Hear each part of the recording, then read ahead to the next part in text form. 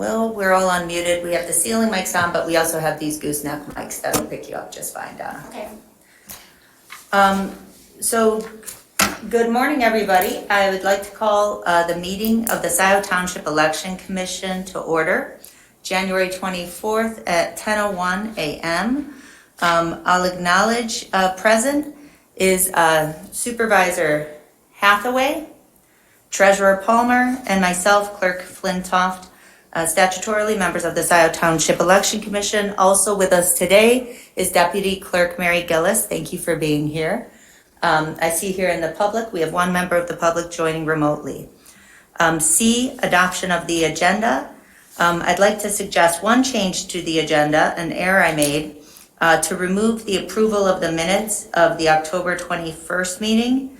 When I looked back, I realized, Donna, that was simply our public accuracy test for the November 2020 election, and so there are no minutes from that. There are the certifications that we did.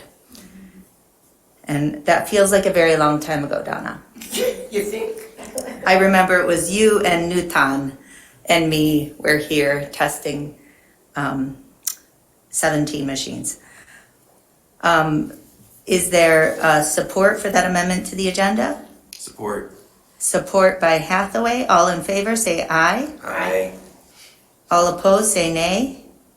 Motion passes. All right, next up is public comment. This is a time for members of the public to speak up to 3 minutes on any matter under the purview of the Township Election Commission. Are there any members of the public who would like to speak? If so, please raise your Zoom hand. Okay, I see none. Next up is new business. This is pretty exciting. It's approval of new precinct boundary lines. This is one of the duties of the Election Commission statutorily, and something that Deputy Clerk Mary Gillis has been doing an outstanding job of working on in collaboration with our County Clerk's Office, the Secretary of State's QVF staff, as well as our assessing department as well.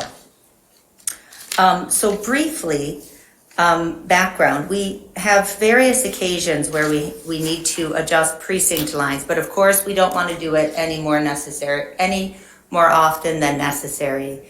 And we do our very best here in Scio to keep voters as close to, keep their polling place also as close to where their precinct is as possible. Now, the reason why we necessitated a change for precinct boundary lines this time was because of the census. And so it required us to make some changes because Scio Township went from having 2 U.S. congressional districts, 7 and 12, to having 1, just 7. It went from State Senate District 11 to State Senate District 14, and just having 1 as well. We are now State House D47, and we continue to be cut across 2 county commission districts, which was a result of the apportionment process that Clerk Kessenbaum spoke to us about. And we, of course, have 2 school districts. And so from a clerk's perspective, and anybody who's worked an election, Don, I'm sure you're familiar with this, we do our best to eliminate the number of splits that we have within a precinct. So for example, if there is a question that is different for one school district versus another, we wouldn't want to have both school districts in one precinct. So fortunately, we've been able to improve by reducing the number of splits that we have. And I thought what I'd do is turn it over to Mary now and just kind of talk through, first of all, our new map and how it differs from our old map. You'll see in your packet what you have is a markup of the old map, the new proposed map.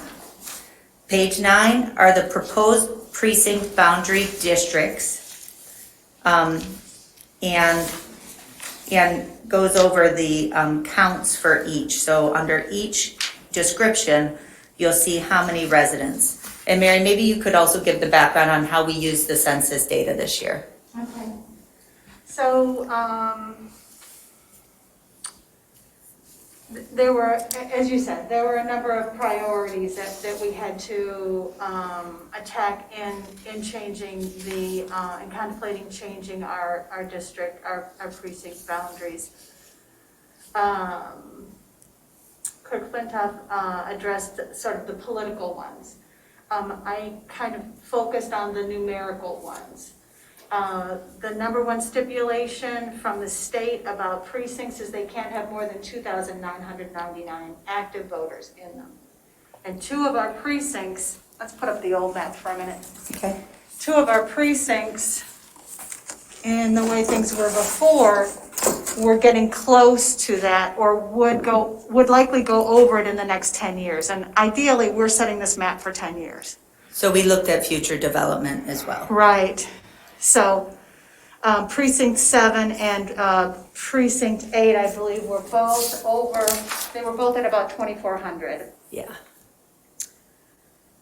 So, so once we started doing that, then we wanted to do things, other good things, like we've got a giant fish-shaped precinct here in the middle that we decided to make more contiguous by lopping off the tail and giving that to Precinct 5, and lopping off the nose and giving it to Precinct 3.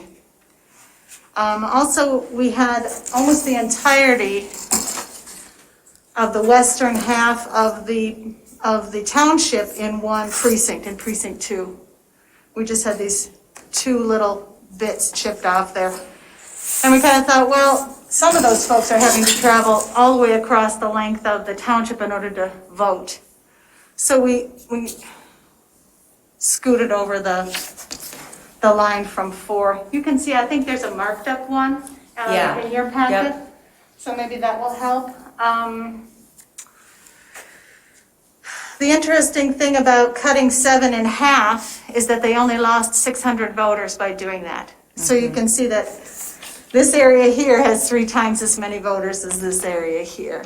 And so now there's only about 1,500 voters here, but there's, I think, 3 developments that have already been approved and that are on their way. So that's going to jump back up into the 2000s during this 10 years, for sure. Whereas there's nothing like that planned down here. There's preserves down there. And Mary, just so everybody's grounded, can you describe what that red line is? Oh yeah, thank you. Because This that drives is most the of what school we do. district line. So And we're so- working with that crazy line across the township. Right, we can't do anything about that. So that's why some of our precincts Yeah. have little weird doohickeys in them.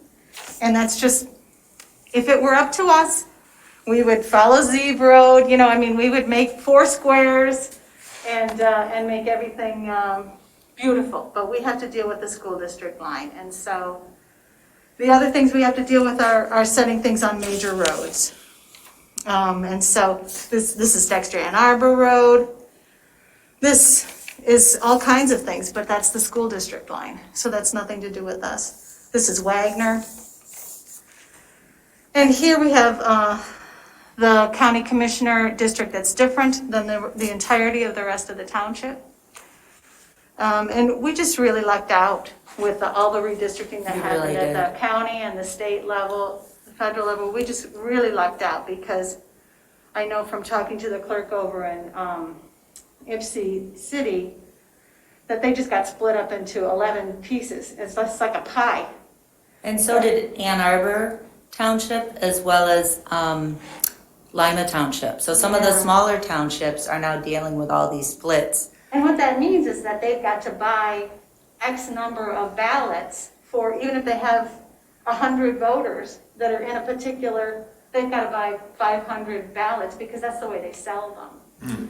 So what It saves a lot of money. it really does. And so what we had was we had 2 splits where we had precinct 6 was split into 2 congressional districts. You can show that, Mary. So we would have 2 ballot styles for precinct 6. And then in a partisan, we would have 6 ballot styles, where we would have, 6-7 Dem, 6-7 Republican, 6-7 Independent, 6-12 Dem, 6-7, 6-12. And so, Yeah, You can know- you imagine explaining that to your election inspectors who work, once or twice a year, and they want to do everything perfectly? And they need to do. everything perfectly? and they do, Stressful. but Yeah.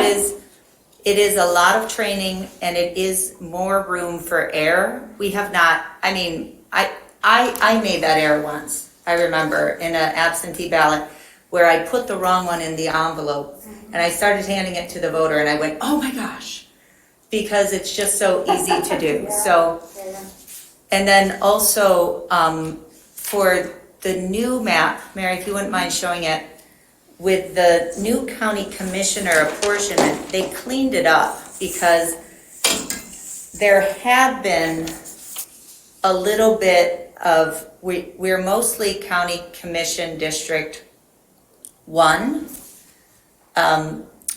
across most of the township, and over in our precinct 1 is county commission district 9. And so that lines up beautifully now. We used to have only about 50 people in Scio Township in County Commission District 9. And so that didn't make very, very good sense. But at least now we have an entire precinct, that entire southeast area represented by one commissioner, county commissioner.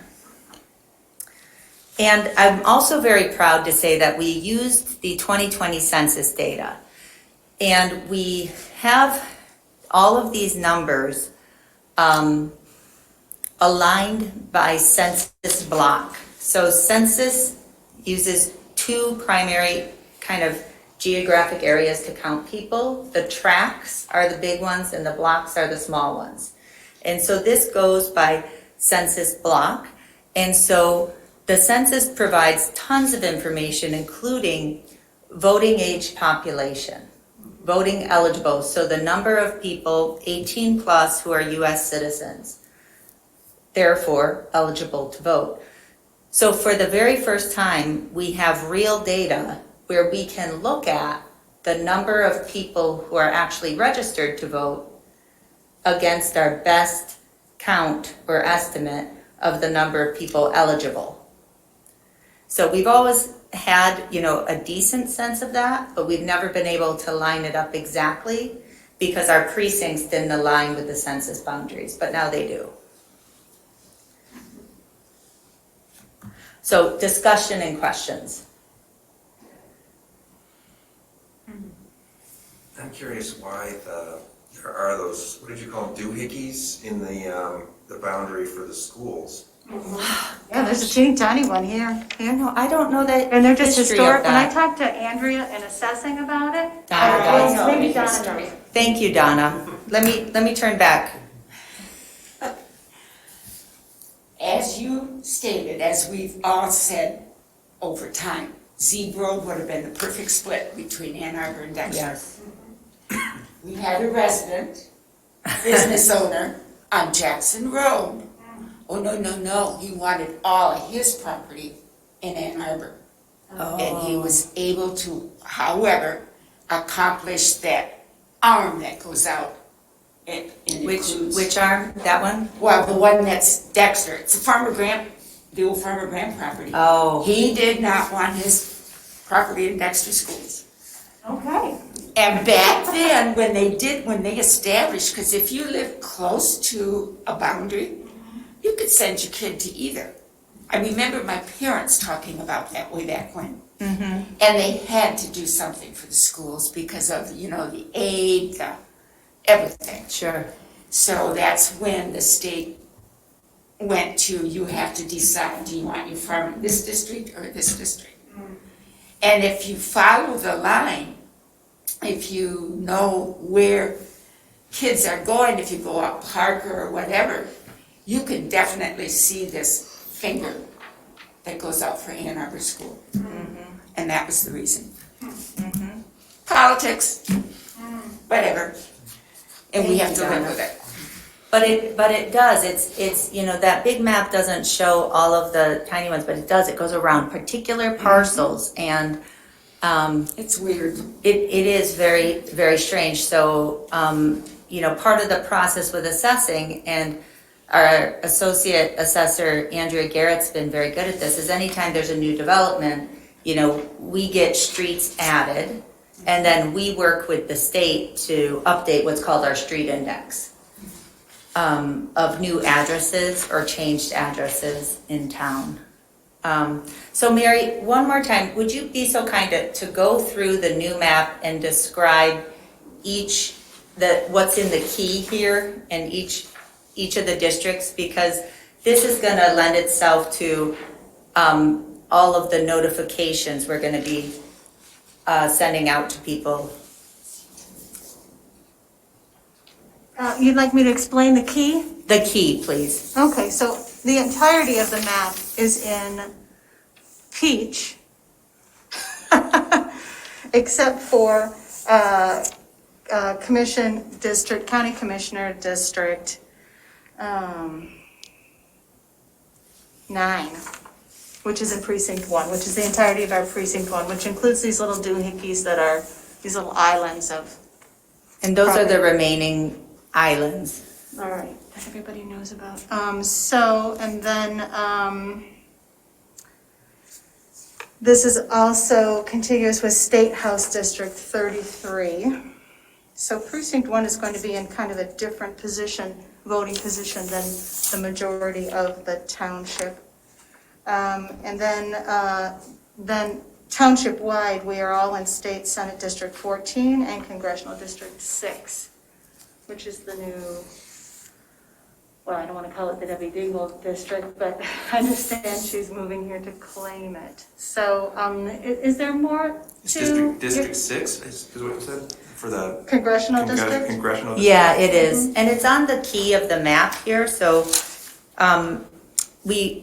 if you can just go down the list there. Oh, I see. On the key, Mary, yeah, that list, yeah. All right, State House Senate District 33 and County Commissioner District 9. Yep. All in Precinct 1. And then State House District 47, County Commissioner District 1 for the remainder, for Precincts 2 through 8. And then throughout the entire township, we're all in State Senate District 14 and U.S. Congressional District 6. So as I said, we're not anticipating any splits. Right. Split ballots, so that's going to ease our way really for the next 10 years, because those maps are solid for 10 years. And also with the growth, I feel really confident in the review we did with Andrew and Doug about where potential developments are, that, something else will change in the next 10 years, but based on what we know now, this is a good plan. I understand that there's a couple of properties that are, but developments that are being considered here in this giant expanse. But right now, there's only 1,200 voters here. So we've got plenty of room for, if there are more developments that show up in precinct 2, we'll still be fine. Right. And so the statute has the election commission set the precincts. And so that's what this resolution is. It's a resolution to approve new precinct boundary lines.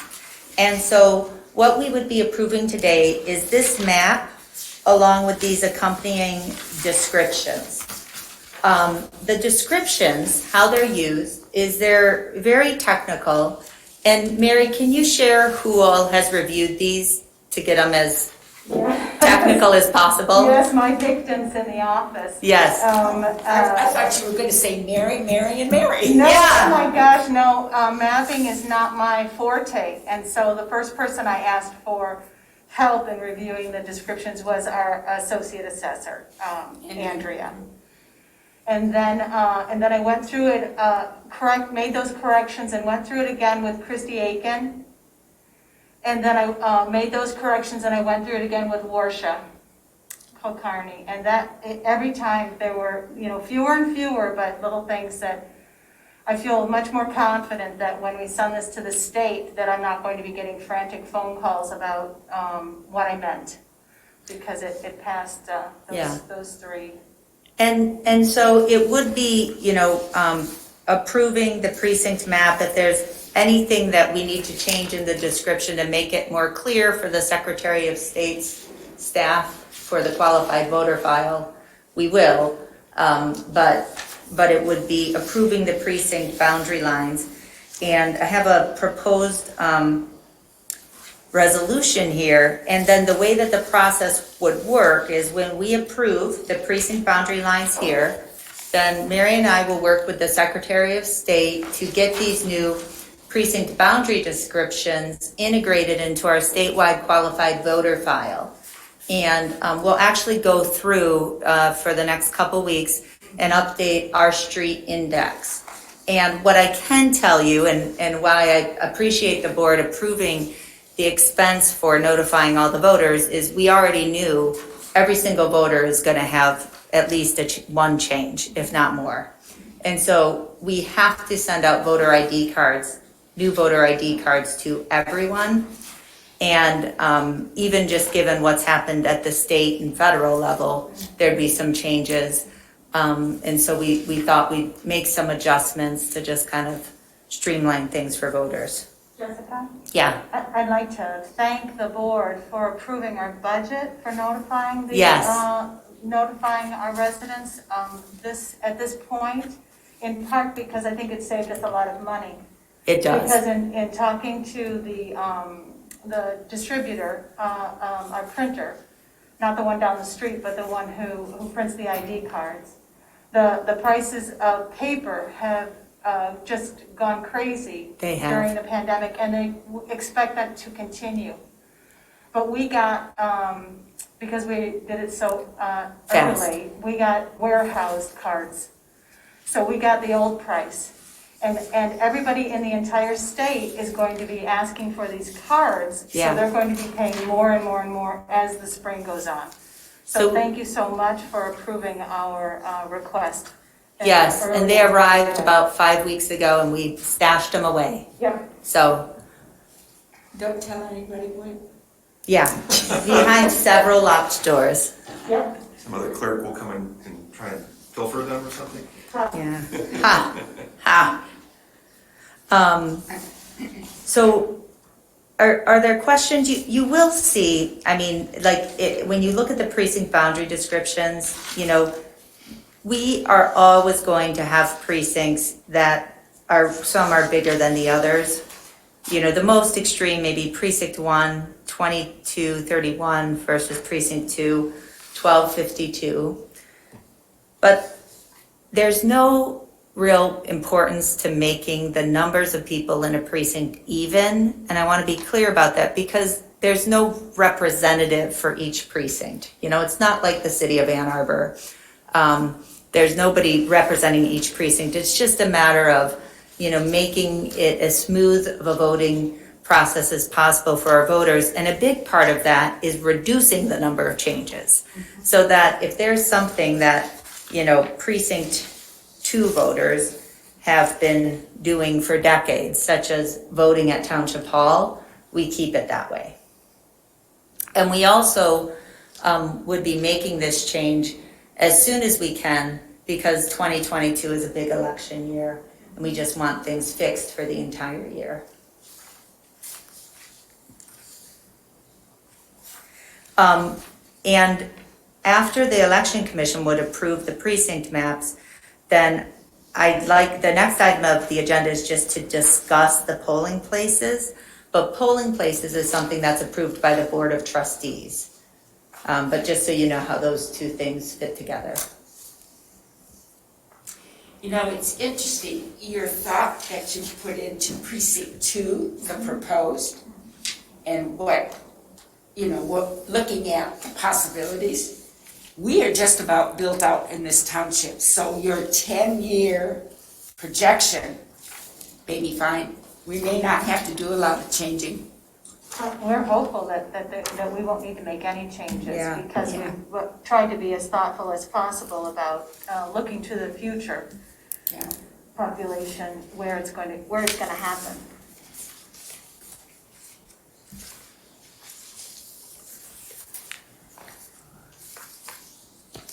Yeah, it's an incredible amount of work to change precinct boundaries. I And so, hope this accomplishes what the powers that be above us wanted it to do. Because there's been a lot of money, time, and effort put into this whole redistricting process. Right. So, yeah, so hopefully it's good for the whole 10 years. Oh, I think I understand one of these doohickeys around in the middle of the map for the school district. They wanted to include all of Scio farms in one school district. They did. And interestingly about Scio Farms, for a long time, we had this wild problem where part of Scio Farms, literally divided by units, was in a different congressional district. Yeah. Yeah, congressional district. Oh, interesting. And luckily that disappeared. Yeah, so it was confusing where you would have a next door neighbor in a different congressional district. So, you know, I suppose that happens all the time with people who live near the boundary line, but it seems like you want to keep a neighborhood like that all in the same. yeah, and they've got, you know, certainly, you know, Scio Farms has been a long time polling place as well. So as much as we can get people centered around the community center there, the better.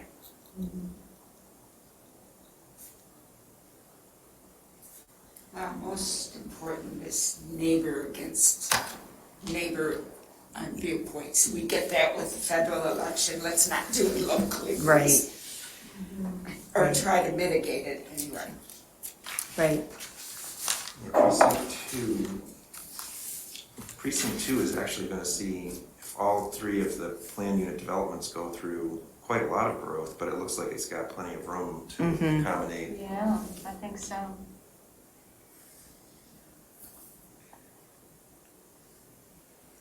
So do you need a motion to approve the resolution? Yes, would somebody like to offer the model resolution to approve new precinct boundary lines? I move the model resolution to approve the precinct boundary lines. Okay, is there support? Support by, moved by Hathaway, support by Palmer. And I will read it because it's a resolution, whereas the Scio Township Election Commission has the authority to specify election precincts for its township, whereas the legislature of the state of Michigan has ordained that the maximum number of active voters in each precinct may not exceed 2,999, and whereas the township of Scio continues to grow in population, necessitating a change in precinct boundary lines to avoid exceeding the limit of active voters for the next 10 years, and whereas Michigan election law stipulates that all precincts shall be composed as nearly as practicable as of compact and contiguous territory, and shall have clearly defined and clearly observable boundaries.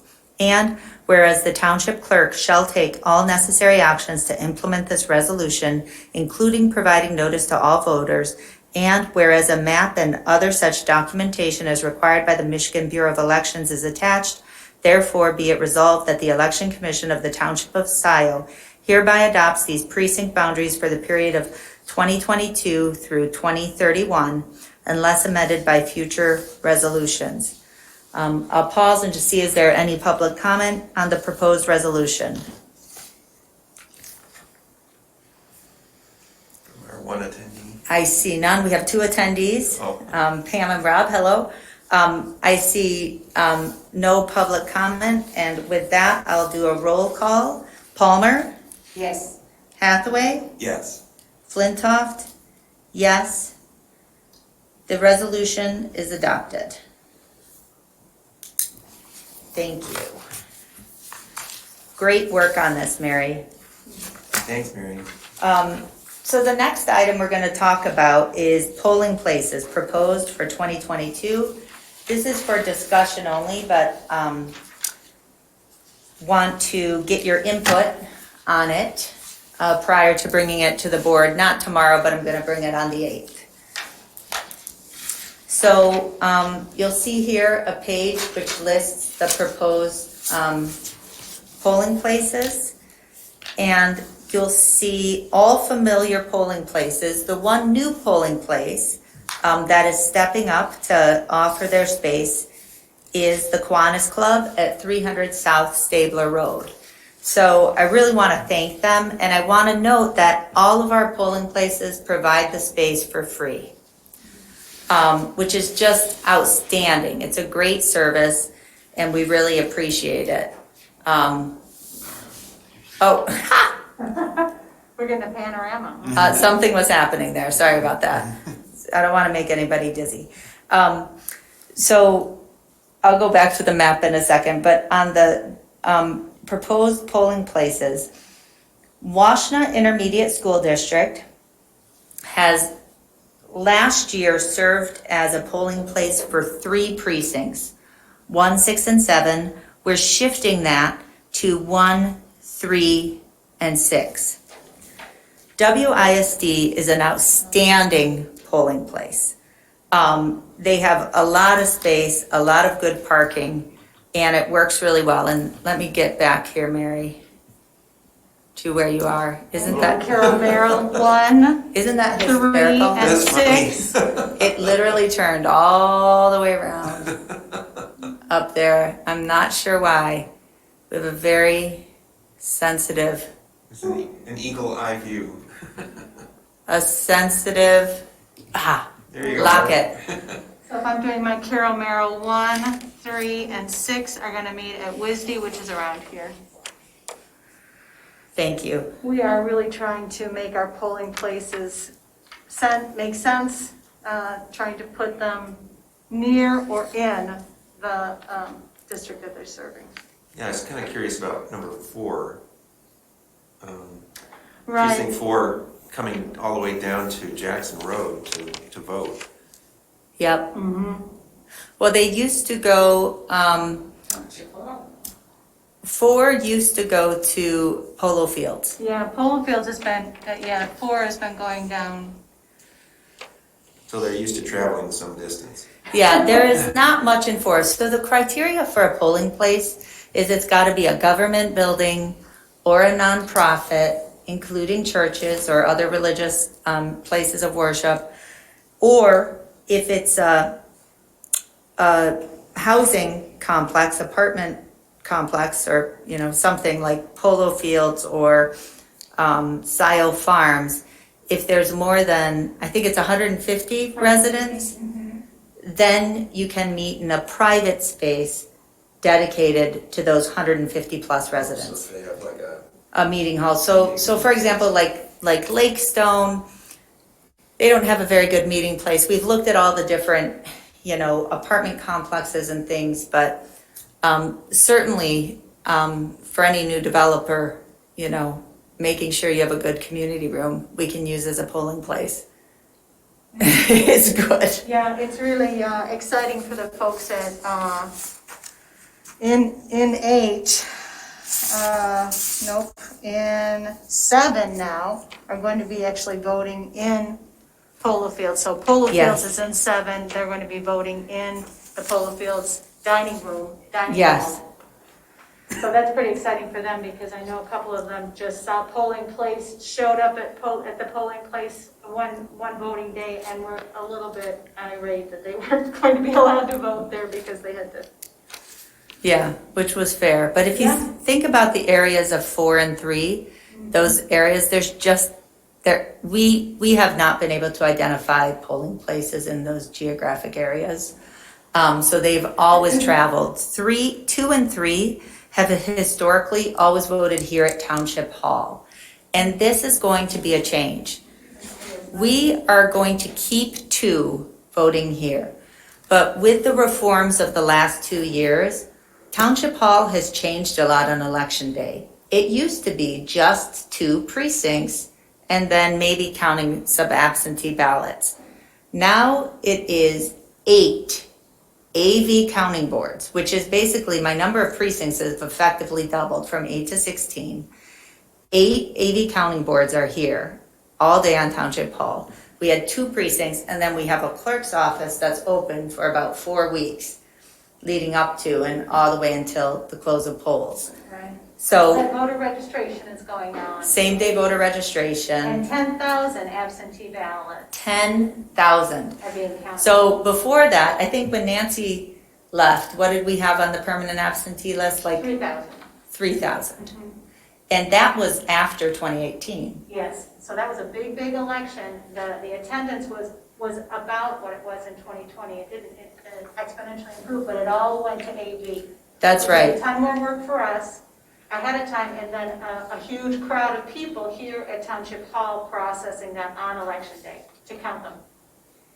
So I suppose if people don't want to travel to vote in person, they could just get an absentee ballot and solve the problem that way. Yes, If you and think about it, many of them are planning that because we have about 10. 13,000 active voters. yeah, and 10,000 of our 13,000 voters have signed up to vote permanently absentee. Or So, have that option. or to have that option. So what that means is we will send them an application for a ballot automatically. That's what it means to be on the Tell the list. Secretary of State not to do it this time to you guys. So Donna, they didn't. I do want to be clear. I beat the Secretary of the State to it last year. Oh, I knew you did, but Because- people got, But then, and the Secretary of State did not then send the applications again to Scio voters. Yeah, Donna, to be clear. Just so you know, in all Scio, all those it- absentee ballot applications that voters were getting, duplicates, those were from NGOs. Those were Yeah. from private. Get out the vote. Or Right. political action. I knew that too. But I knew there was a blanket. yes, whatever. and there was, but it was a blanket with the exception of the clerks who communicated with her in time to not duplicate. So I was one of the clerks and we didn't get duplicates. Good. So you know, so we are, so now since, you know, I mean, there's just been so much that has changed. So the whole operation, you know, takes so much more staff and time. And, but really the polling places are pretty relaxed all election day because we don't have lines and things. Now, we're still required to have no more than 2,999 active voters per precinct. There's been some legislation discussed about maybe consideration of how many people are voting absentee, but that hasn't gone through yet. I can imagine that changing in the next 10 years, Mary, but we'll just see. So for now, we're gonna have eight polling places for 8 precincts, and they're gonna be pretty slow on election day, and that's okay. Yeah, I think at our big election last year, each polling place actually saw maybe 200 in-person voters. Yeah, it was like child's play. It was like nothing. Yes, in 2018, that was more like, well, I worked in precinct 8 at that election, the fall of 2018, which was comparable to this year's. It was a state election. Gubernatorial. State general. And 1,000 people walked through voted Yeah. in precinct 8 that election in one day. So that was busy. Yeah. That was busy. So the whole, you know, it is so much better because there's so much more time to verify everything. So, anyways, so precinct 1, 3, and 6 would be at WISD, who continue to just be the hostess with the mostest. Precinct 2 will be here in this room, Meeting Hall. We used to have 2 and 3, but it really is, and with the physical distancing required by COVID and, you know, the tent and the influx of challengers, that's the other thing too. When you actually have poll watchers and challengers, you then need more space in a polling area for the required distance behind the EPB and the scanner. So just precinct 2 would be here, and we would move precinct 3 to WISD. So that'll be a change for our precinct 3 voters. Precinct 4 will newly be at the Kiwanis Club, and they are renovating their main meeting space over there. And it's got nice bright light, and there's gonna have a door right off of there. So, and we're just really grateful that they're stepping up. Yeah, they're really great to work with. Before precinct 4 was at Polo Fields, Donna, you may remember 4 and 8 were up here at the church. but that was too tight because we had 8 in the sanctuary and then we had 4 in that little side room. And I it was never in there, so. You weren't in there, okay, it was too tight, so we had to pull 4 out of there. But we are gonna continue to have 8 at Scio Community Church where they voted for years. 5 will continue to vote at Scio Farms Community Clubhouse. And we're really grateful for them. They're a great space to vote to. It's a little small, but we have the flow down. As I recall, it's about the size of this room. And they're just really nice over there. They're very good to us. Yeah, is it this big? Yeah? Okay. And then Polo Fields will be Precinct 7, our grandest polling place. Oh man, the view of the golf course through all the windows there. Yes, And yes. it's good to get lunch. Yes, it feels like you're in a grand ballroom of a hotel. It does, yeah. Very nice. And that's it. Yep. So any discussion on this? Just a question. Sure. Personally, if I'm looking and understanding correctly, 4 is north of Dexter Ann Arbor Road. That's Dexter and Correct. Arbor Road. Mhm. So for the first time ever, if I did in person, I'd be at Kiwanis. Yes. Precinct 4, I've always been 2 forever and ever. Yep, you've always been 2 forever and ever. Yeah. So Donna, that would be a change for the people who were in precinct 2, we moved to 4 and for 3. Right. So, I don't think it's a ton of people. The only thing I can compare is that there are 1,500, or in the old precinct 4, which was just this corner here, there were 1,500 registered voters. Now, according to the census figures, even adding this, there are only 1,527 people over the age of 18. So I'm not sure how that works out, but I don't think we're affecting a ton of people to move them from here to this polling place. That's one of our more aged population areas, so there isn't a lot of change. yeah, When you think about it, there's no big new developments, just spotty maybe, houses. So that makes sense. Vote absentee, yeah. yeah, Okay. great. All right, and then I'd like to just move on to the last item. I marked it as possible action just in case we want to set the next election commission date, or you could just defer to the call of the clerk as we usually do. But just want to make sure people know the 2022 election calendars. Will and Donna, for your reference, I gave you the full election calendars. Is probably too much information, but let me just highlight a couple of important dates. So there's a potential special May 2022 election. We don't have any word that it would be called. The last date that we would know would be February 8th. By 4 p.m., February 8th is when the ballot wording of proposals qualified to appear on the ballot are certified to the county and local clerks. So again, that could be anybody from WISD to a school district, the county, anybody could call, put a proposal on the ballot and call for a special election. You'll see followed right by then that March 4th is the final date that, polling places can be established. We establish them just once at the start of a big election year and keep them the same. We don't change them on our voters unless something emergent comes up. The next steps for the election commission, well, first let me go to the next 2 elections. The 2 big ones, August 2nd is our state primary and November 8th is our state general.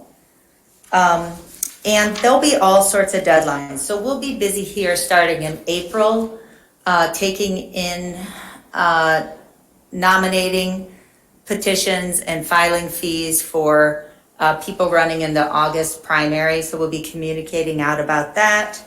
And there'll be a whole bunch of activity here. The role of the election commission, besides this kind of decennial duty of establishing the precincts, is for each election, the election commission, I'll convene you for each election to actually appoint our election inspectors. So we'll present a list of the 80 or so people who are election inspectors. You'll formally approve them. You'll also formally establish the AV counting boards. And we will use AV counting boards here on out. It's just the way of the world now. The alternative to that, Will, is that people count them at the polls. Election inspectors count them at the polls, which is what we always did until a few years ago. Right, now then the numbers started to climb. Yeah, and Nancy had maybe 1 or 2 counting boards, I think in 2018. Yes. Is how we did it. So now we have 8. And we take over the entire utilities bay, and that's where it's happening. I mean, that's That's the 10,000. the 10,000 ballots being So counted. they count them all on election day? Correct. So they can start counting at 7 a.m. And they're also accepting new ones all throughout the day because of the, Hand them in. because you can hand them in until 8. And also there's the same day registration where people can also complete one and hand it in. How many people on each board? Well, I usually have, for the AV count boards in 2020, what worked well, I think I had 4 people on each AV count board, 4 or 5. And then in each precinct, have about 8 people, 7 or 8 people at each in-person precinct. So, And I have some super chairs. So we started making different jobs, which worked well. don't we have to try to balance the party choices on these boards, or is that not? Oh, yes, we do. I know in-house voting, that was always, you tried. Yes, so we absolutely do that, Donna, and we are required by law to have at least 1 Republican and 1 Democrat on each 80 counting board and in each precinct. The rules are exactly the same, and the process is the same, where the 2 major parties sign off on some of those key events, such as making sure the ballot box is empty, emptying the ballot box, certifying, and then a Republican and a Democrat each come to the receiving board to say, yes, these are our ballots. So I would suggest that we not set a next commission date because we don't know yet if we'll have a May election. And it works better, I think, to just, wait for the call of the clerk, if that's okay with you. That's how we usually do it, That works Donna. best. Doesn't that work best? You throw out a couple of Yeah. days and. I'll let you know when, because the next duties will, for any election we have, May, August, November, whichever election, the duties of the election commission will be to establish the receiving boards, establish the ABCBs, appoint the precinct election workers, and then also to do the testing. And so a lot of this, the commission defers to the clerk and staff. But we will actually be involved in the public accuracy test, where we actually test, post and test the configured scanners and demonstrate to the public that they are accurate.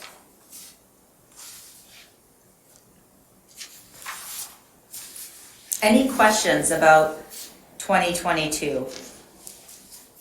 I personally feel like nothing could be as hard as 2020, but you never know what the future holds. Don't dare the universe to challenge us worse than. Yeah, I know. Let's leave it to the universe. Oh, and I do want to announce that Mary Gillis earned Scio Township the honor of winning Jeopardy countywide across all of the clerks. It was a tie. It was a tie.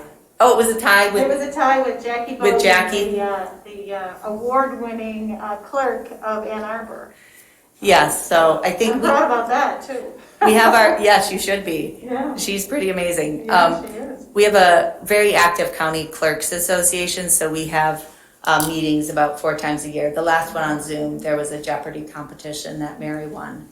And so that's why last Thursday, we were delivered a certificate and a dozen donuts. Oh, well, congratulations. Yes. That's my favorite donuts. It's nice to win something, huh? Okay, any other questions? So the polling places will come to The board. the board on the 8th of February, and the possible action setting the next date, we're deferring to you to set the date for the next. That's my recommendation. That's Because fine. the That's fine. timelines are always in flux. Yeah. And that's typically how the election commission works, Will, is it's just, because once we get into election season, then it's gonna be, No, I don't see a need to Lot of- set the date. so. So, yeah, I don't have any further questions. Do Okay, you? Donna? Nope, I'm good, thank you. Okay. Any final public comment? I see Rob and Pam. Awesome job, Pam Boyd. Just Oh, great. really awesome. Thank you for all of this. And Mary and Jessica, good job. Hey, right on. Thanks, Pam. All right.